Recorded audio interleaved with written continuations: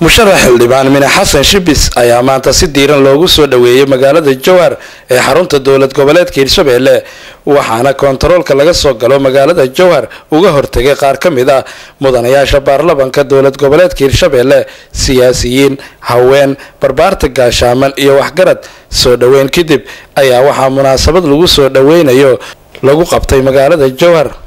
qaar ka mid ah waxgaradka iyo haweenkii munaasabada lagu soo dhaweynayay musharax xildhibaan Mine Xasan Shibis ka soo qayb galay ayaa khudbado soo dhaweyn iyo taageero isugu jira munaasabada ka soo jeediyay waxaana soo gaaray wafdi aad iyo aad u ballaaran oo hor kacayso dictoraysa musharax Mine Xasan Shibis waxaan leenahay gacmo furan ku soo dhawaada waxaad timaadeen gurigiinni waxaad timaadeen gobolkiinni waan idin soo dhaweynaynaa gacmo furan ku soo dhawaada waxaan mahad ballaaran u celinayaa dadka bulshaweynta reer Hirshabelle gaar ahaan gobolka Shabeellaha Dhexe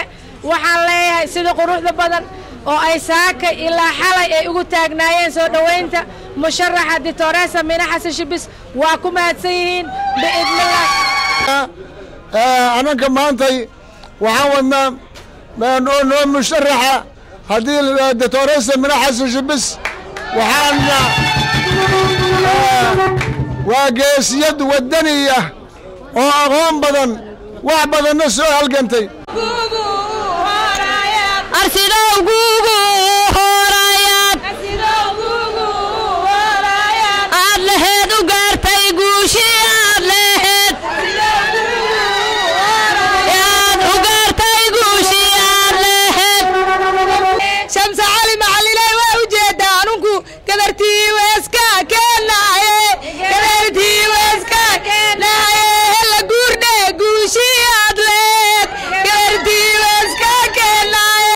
musharax xildhibaan Mine Xasan Shibis ayaa iyana ka mahad celisay sida Jowhar loogu soo dhaweeyay waxaan aad iyo aad ugu mahadnaqayaa sida fiican oo walaaltinimada ku jirto oo sharafta badan oo nalagu soo dhaweeyay saakay ee magaalo madaxda dowlad goboleedka Hirshabelle ee Jowhar oo hirgeliyay in gabdhaha la siiyo fursadda ah inay u tartamaan kursiga xildhibaannimada waxaan leenahay kulligeen waa mahadsantihiin